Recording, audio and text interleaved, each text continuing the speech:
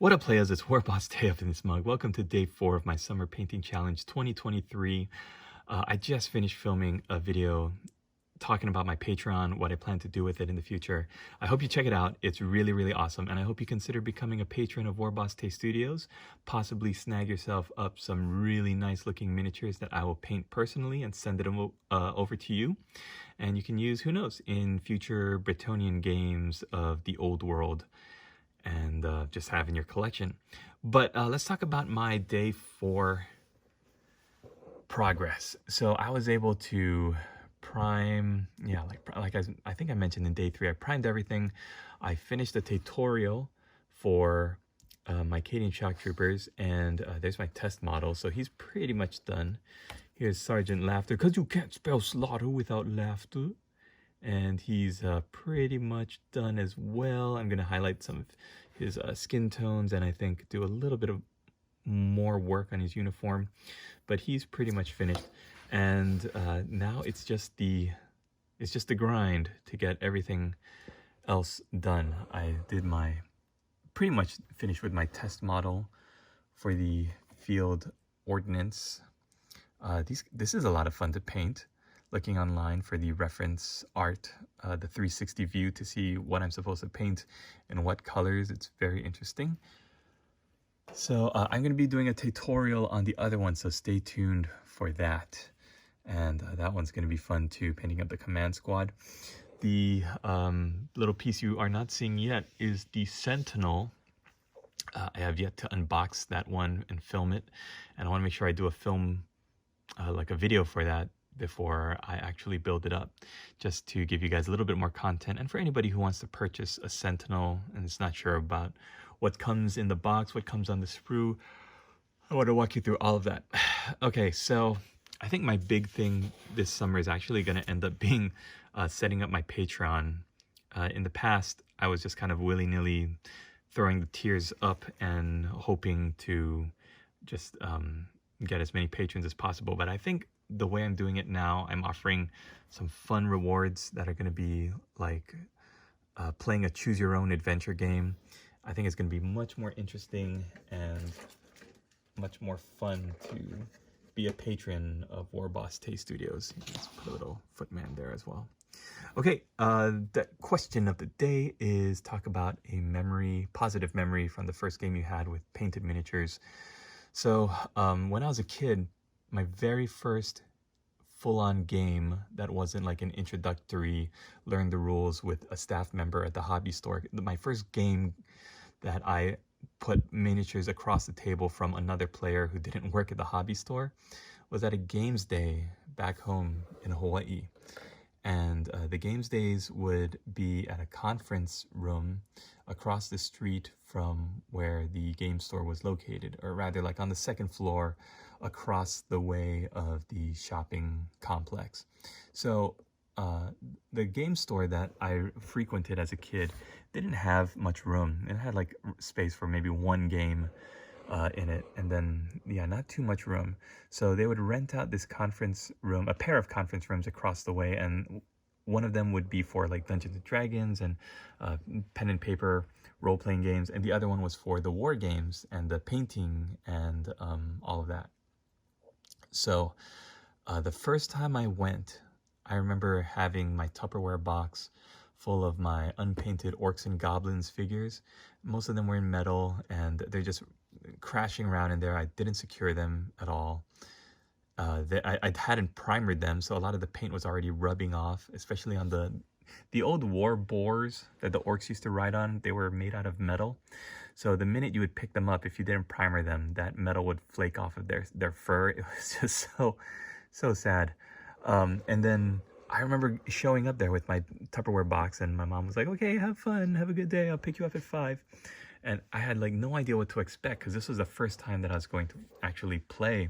And I walk up the stairs, and I remember seeing the line of Warhammer players and just people lined up with their armies and boxes, or with their backpacks full of notebooks and gaming modules for their campaign they were going to run.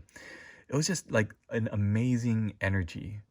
And as a kid, to walk into that it was just really overwhelming because I had enjoyed painting, right? I was like starting to get interested in painting and collecting and playing with these orcs and goblins that I was really excited about from all of the old White Dwarf magazines that I was reading. And to show up at this place with all these other guys who were talking about the hobby, about painting, about tournaments they've been to, about the newest tactics and upcoming models that they were excited about, or rumors of models that they had heard were coming down the way. It was like an exciting energy and something that I hadn't really experienced before. So my first game that I ever played, I got paired up with this guy, Kenneth, who is one of the like premier painters. He's like one of the greatest painters. He's always got his little station set up every night when there's a Monday night game night. Now they stopped doing these like quarterly games days, and they had started before the place closed down. They had started renting out the room on Monday night, and you could just go, and then there's Kenneth sitting in the corner like painting, and you can go and ask him about stuff. I think he was featured in like a magazine or like a heavy metal like masterclass or something, but he was great. And I played my very first game across from him, and he had undead. I had my terrible looking orcs and goblins, and I remember just like setting up on the board, and all of his stuff was painted, right? It looked glorious, just an amazing battle line of skeletons and wraiths and mummies and all sorts of stuff, because back in those days the vampire counts and the tomb kings, like the undead was one big faction. And I had my orcs and goblins, and I had no idea what I was doing really, and he was so cool and so patient. And I remember looking at his units and just being inspired to paint. That was one of the things that kicked me in the butt and said, like, I don't want to put unpainted miniatures down across from this. You know, like having this experience is what really galvanized me to get home and say, okay, you know, I'm going to make a plan. Like, obviously, trying to paint my army of orcs and goblins is not working, because every time I would sit down to paint, I'd get distracted. I wouldn't have a clear recipe or a process in mind. So I would sit down to paint. I would maybe paint one layer of coat onto one guy, and then before I could move on to the next one, I would just get lost, like lose interest, and I would get busy doing something else. So Kenneth gave me this really great piece of wisdom when I asked him, like, how do you go about painting whole armies like this? Like, I keep getting distracted and getting like bored and moving on and doing something else. And he said, the key is to just paint one model at a time, or one layer, one coat, one color at a time. Just keep doing it. And when you want to stop and do something else, like if you have to, then do it, but just keep painting one color, then the next color, then the next color, and don't move on until you finish whatever color you're working on. And that advice has stuck with me throughout the many years, because that is the way to assembly line an army. Like if you've got 100 infantry guys looking at you and they're all primered, they might have one color, like all the black bases and the black rifles. But I mean, it's very daunting, and it's very easy to say, you know what, I'm going to go watch some Netflix. I don't have to paint right now. The thing that will get you through it is just say, okay, what's the one color I got to paint right now? And I'm just going to do that color for the entire squad, like the entire company that I've got. Oh, okay, Mornfang Brown for the boot covers, and then Mornfang Brown for the pouches and the belts. And once that's down, then Castellan Green. Just do Castellan Green for the shoulder pads. Okay, now just do Castellan Green for the helmets. Now just do Castellan Green on the armor and the belt buckles and the knee pads. It's like one color at a time. That's all you do. And if you get to a point where you feel burnt out, then put it down, take a deep breath, stand up, walk around. But when you come back, instead of saying, you know what, I'm going to table this for now, this is not worth my time, instead of putting your army away, just pull that color right back out and get back to work, going down the line. Boom, boom, boom. That's why they call it assembly line. You're going one after the other, straight down the line. And you're not doing like the Mona Lisa masterpiece with one figure. You're not painting an heavy metal golden demon entry with each guy. So stick with it.